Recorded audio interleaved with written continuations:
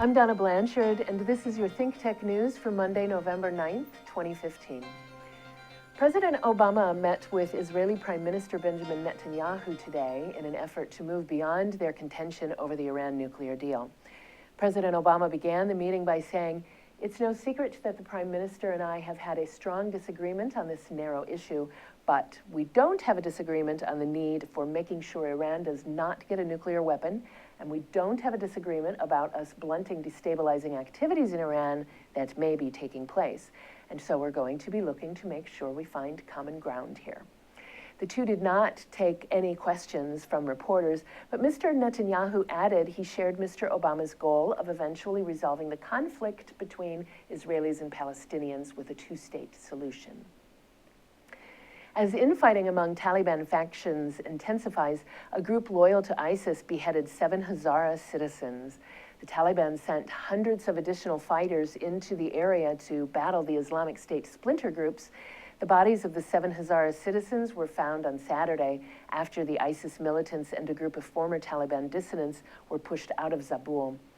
The Islamic State factions in Afghanistan appear to have few, if any, operational links with the main jihadist organizations in Syria and Iraq, but the splinter groups have caused greater danger for Afghan citizens and magnify the weakness of the Afghan government to do anything about it.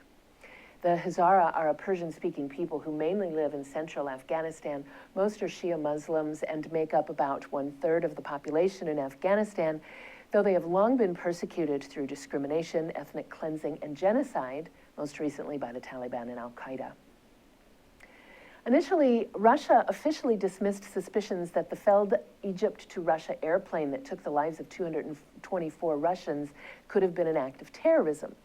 As it becomes more and more apparent that terrorism on the part of Islamic militants responding to Russia's involvement in Syria was exactly what caused the crash, analysts and experts expect Russian President Vladimir Putin to increase activity in Syria aimed specifically at ISIS. This is, of course, exactly what President Obama would like to see.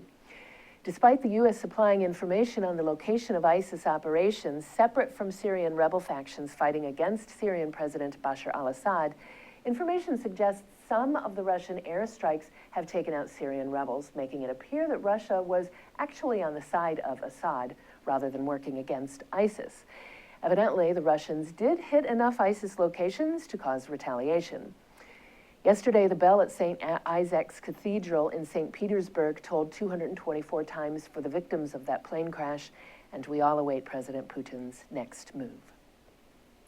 And speaking of Russia, a report issued today by the World Anti-Doping Agency states that top Russian athletes, including Olympians and winners of prestigious events like the Chicago Marathon, have participated in a systematic state-sponsored doping program. The report implicated athletes, coaches, trainers, doctors, and various Russian institutions, including the country's anti-doping agency and an accredited laboratory in Moscow that handled testing for the 2014 Winter Olympics. It detailed payments to conceal doping tests and arrangements by which athletes were made aware of when they would be tested. That report recommends that Russia be suspended from competition by track and field's governing body, and one of its authors said it would encourage the International Olympic Committee to bar Russia's athletic federation from next summer's Olympics in Rio. Donna Blanchard, Think Tech News. Ahui ho, everyone.